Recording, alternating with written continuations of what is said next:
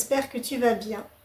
Dans cette vidéo, j'avais envie de te parler de mon parcours avec mes cheveux bouclés. Je ne vais pas te présenter une routine parfaite, je vais te présenter mon histoire. Je vais donc commencer par le début, ma naissance. Contre toute attente, quand j'étais bébé, j'avais les cheveux raides. D'après mes parents, il a fallu m'emmener une seule fois chez le coiffeur pour que mes cheveux deviennent bouclés. Je ne dis pas que c'est la faute du coiffeur. Honnêtement, je ne sais pas ce qui s'est passé, je ne m'en souviens pas.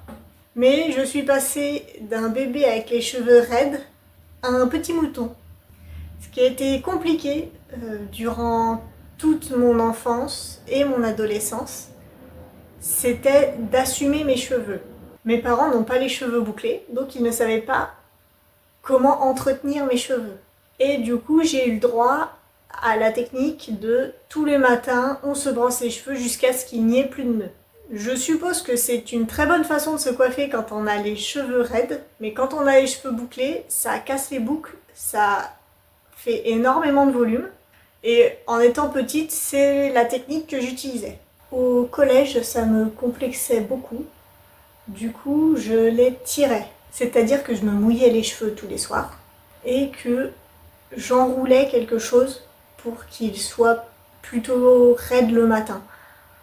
Il y avait encore des ondulations, mais ça allait.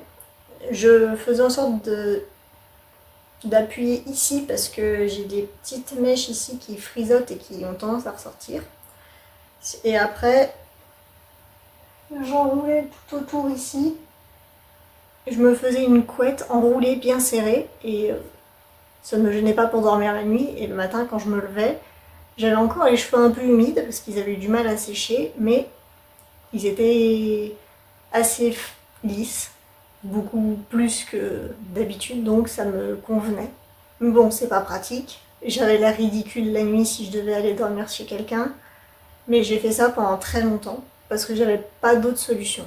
Pendant mes études supérieures, l'hiver, j'utilisais toujours cette solution et l'été, comme il faisait chaud, je me mouillais les cheveux le matin et avec la chaleur, ils séchaient relativement vite et ça me faisait des boucles potables.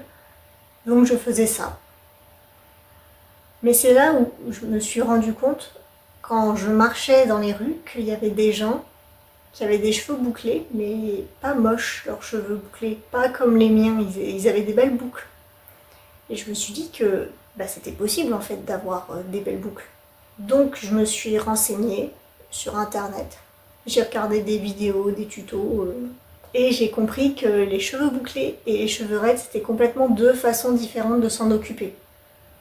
Alors j'ai compris que en termes de temps, les cheveux raides gagnaient largement, mais bon, c'est pas grave. Donc j'ai acheté quelques produits pour cheveux bouclés. J'ai suivi des conseils sur comment mettre les produits, à quelle étape de la routine, et c'est mieux. J'avais des boucles plutôt correctes, mais je perdais beaucoup de temps. J'ai fait quelques essais.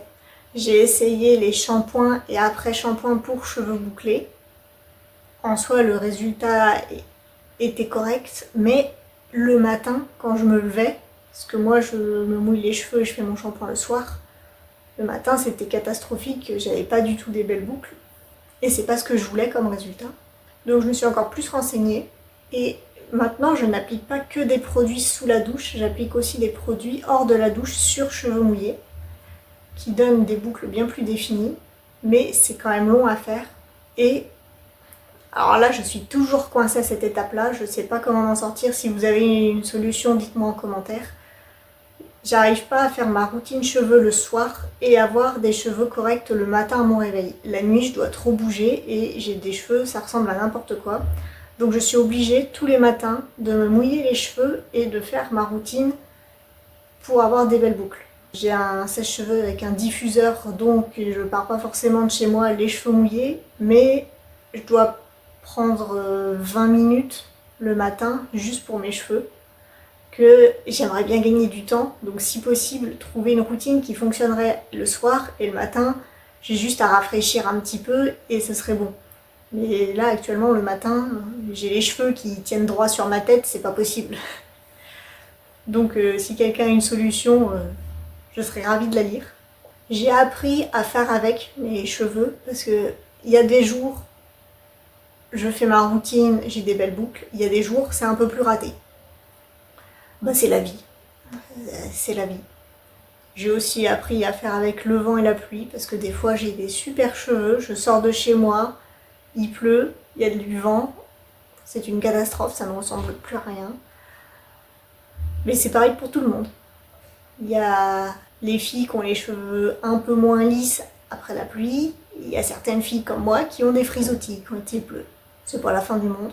Et autre chose, je sais pas si c'est moi ou si c'est mes cheveux, j'ai des plus belles boucles devant que derrière. Et alors c'est peut-être en faisant ma routine, c'est plus facile pour moi de faire devant, donc c'est mieux fait.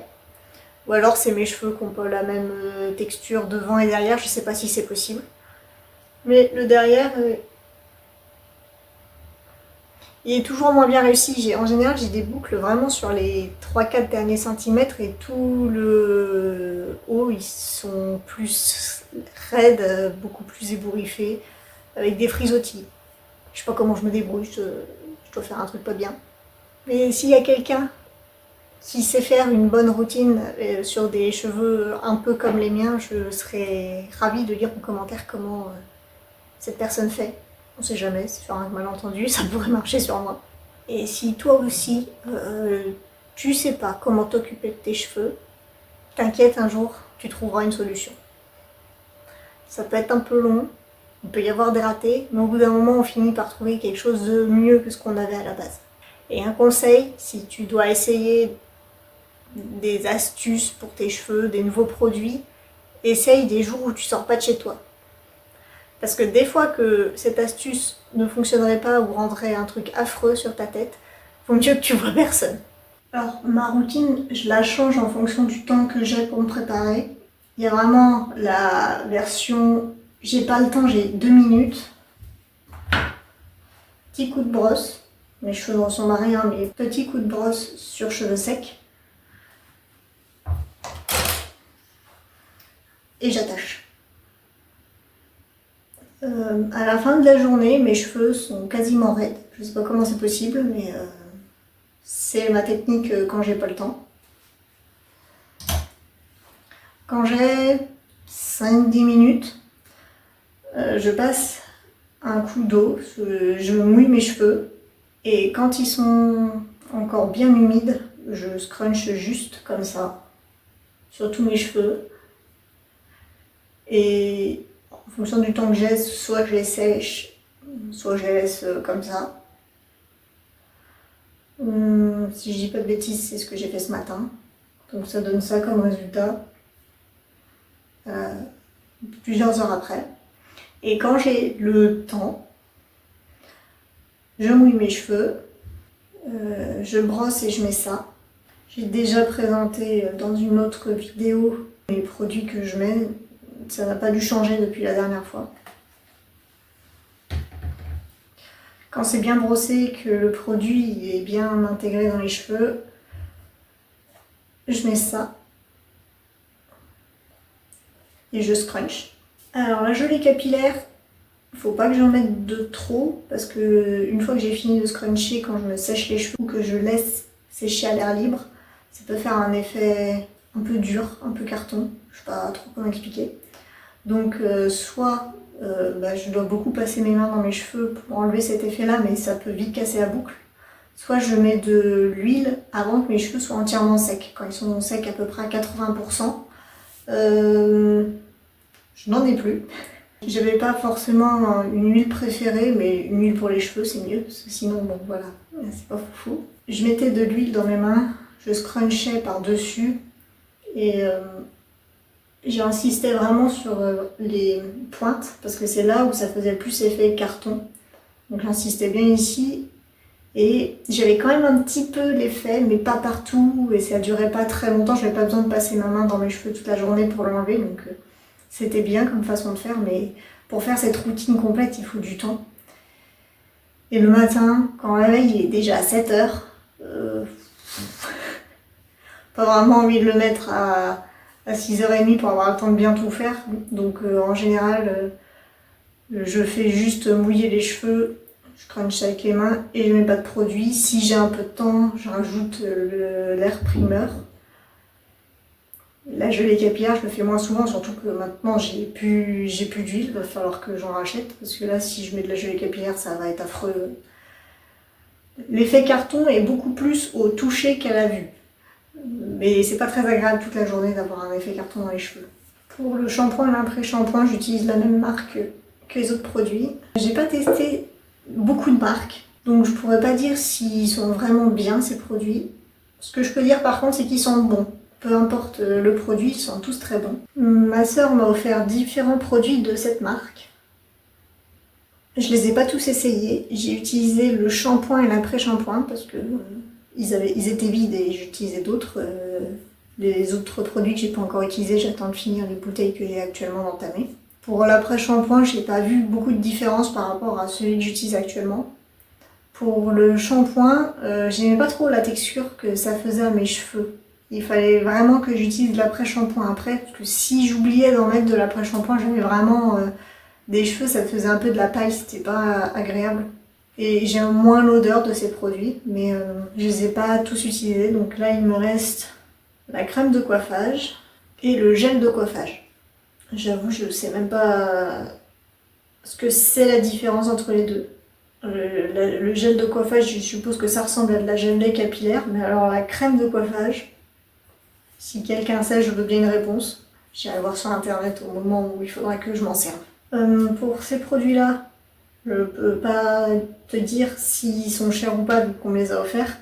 Par contre, pour les produits que j'utilise, les secrets de Loli, pour le coup, ceux-là sont assez chers quand même. Malheureusement, de ce que j'ai vu sur internet quand je me suis renseignée un peu pour mes cheveux, j'ai l'impression que il y a des produits plus ou moins chers évidemment, mais t'es obligé d'utiliser certains produits. J'ai pas trouvé de façon de faire sans aucun produit, donc dans tous les cas il faut en acheter. Dans tous les cas ça coûte un peu d'argent. Là où j'ai réussi à faire un peu d'économie, c'est sur le sèche-cheveux avec le diffuseur. Le sèche-cheveux, il est même pas à moi. C'est à mon copain, c'est lui qui en avait un. Et il n'a pas de diffuseur. Le sèche-cheveux, c'est un peu juste pour ce modèle, mais ça passe. Quand l'embout il est assez plat et qu'il n'est pas trop et qu'il fait une certaine taille, c'est possible d'acheter un diffuseur qui se clipse dessus, donc c'est ce que j'ai fait. J'appuie ici.